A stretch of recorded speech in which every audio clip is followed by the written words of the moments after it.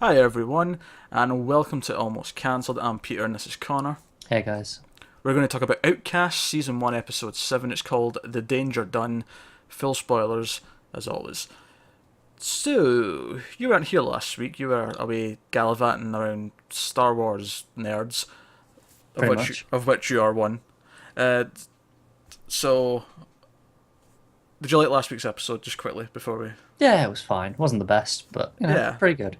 Yeah, it wasn't as good as... Episode 5 was the Standout one so far. standout. I like this one too. Bless you. Thank you. I like this one too because it did touch back on some of that family stuff because Kale's wife is like remembering things and like the daughter being like I don't know which face to draw when she's talking Yeah. about drawing her mum. It was like oh wait that's hinting at stuff. Yeah. I thought it was really interesting how this one picked up directly after the last one. Yeah, right after because it obviously started with the Reverend like cleaning up his wound. Yeah, and the sister, I can't remember her name, but not Megan. yeah, waking up in the bed with the daughter Yeah, we picked after up. it, literally right after. Yeah, time wise it was right next. And because it was the rest of that night, because his poker game, like the Reverend's poker game with the other guys, was all rest of that night. Yeah. And I like that the sheriff's kind of getting in on things, like, because he finds out about his carving, and he's like, in the end, he tries to use Kyle to find out if his fireman friend's Mm. possessed. Turns out it's just corrupt as shit. No possession needed. It's always the way with possession stories, though, isn't it? Sometimes the worst people are just dicks. Sadly, that's more realistic than we care to enjoy.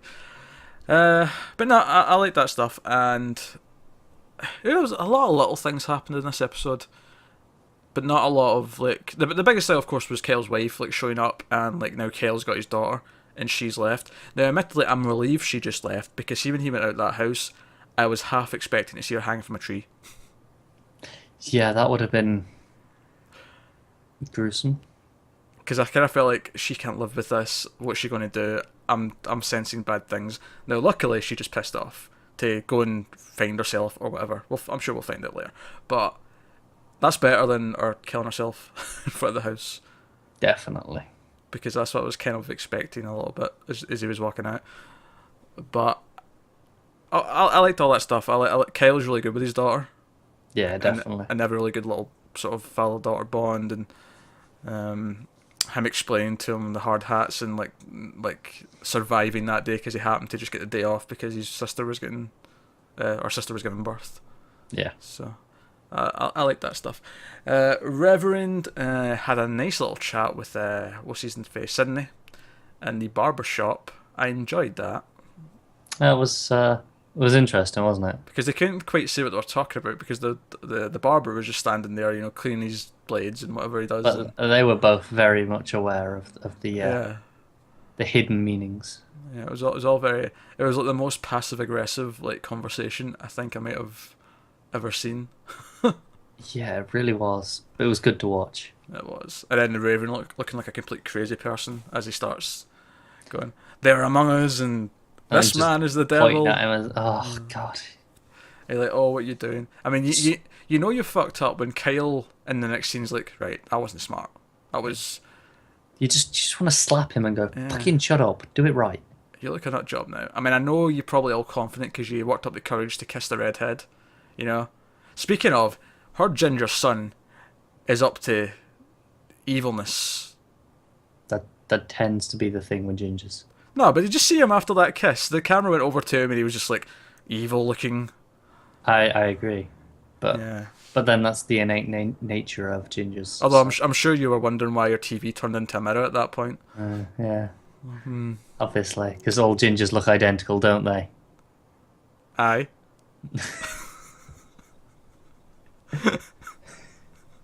You're all pale skinned and ginger hair.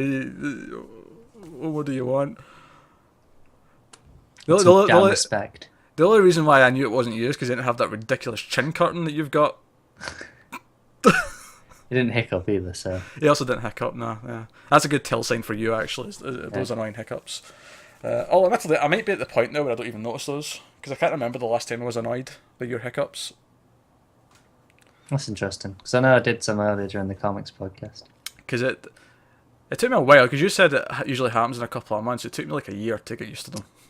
Yeah, most people it's the first few weeks are irritating as fuck. Then after a few months, it's like give it like 3 months, they just tend to stop noticing. You've taken a long time.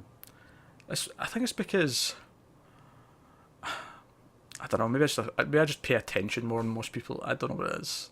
It's possible. It's unlikely, but possible. But yeah, so Connor's annoying hiccup saga that's continued for what now, 6 years of that. Something like that. I lost count. Okay, it was New Year's Eve, like wasn't it? Just It's probably 5.5. Yeah, it's 5.5. It'll be 6 years come New Year's. Jesus sounds Christ. about right. Yeah. Oh, what a life you lead. Otherwise, Megan's I can't remember his name. I'm just sort of calling him Megan's rapist. Seems a bit on the nose, but I can't remember his name, so that's what he is. I can't remember his name either. But he, do you know, that's just another. There was two moments in this episode, and I told you the other one, which is when Kale walks out the house, and I thought she might be hanging from the tree.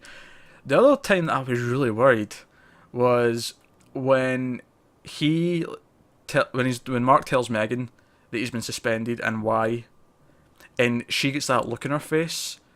I was really worried because I thought that she had done something to get him off the hook, but the bastard went and turned him in anyway. Yeah. I was really getting that impression from the way she looked, like the horrifying look in her face. But then the rest of the conversation kind of... Well, that was kind of the impression. She gave him the envelope, didn't she? Yeah. Was that not intended so that he wouldn't go to the cops? No, but he gave it back. Did she take it back, though? Well, we didn't really see the end of the scene, but that was why I was worried, because he sort of puts it in the magazine and slides it back over, and it's implied that he doesn't want money, he wants something else. And then we see this scene, so I'm thinking, what, did he make her sleep with him? Is like a shut up thing, but then he's went and done it anyway, like a right evil... I mean, it'd be evil anyway, but like especially evil if you go ahead and... Yeah. Yeah, that would have been really evil. But that look in her face was like, oh my god, what did she do to shut him up? And now it's not worked. He's went and done it anyway. But I mean, whatever. Apparently, he ended up just taking the money, which is kind of weird actually, given how that scene ended. But nah, so they're in a sticky spot. Yeah, it's not going too well for anyone really at this point, is it? Nah, well, Kel's got his daughter back. That's kind of okay. Yeah, but the wife's gone. The wife's gone, but hey, 1 out of 2 is not bad. Yeah, that's true. It's more than he had last week. it's more than he's had all season. Yeah, it's looking up for him.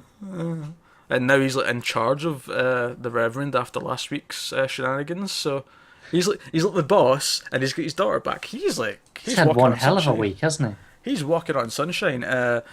Whereas Mark, Megan, his wife, The Reverend. the sheriff's not even having a good time of it, because the fireman dude's basically like, yeah, I did burn that shit in the woods, but trust me, look the other way.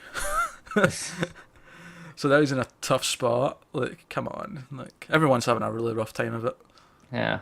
And Sidney is evil as fuck. You can just sense it on him.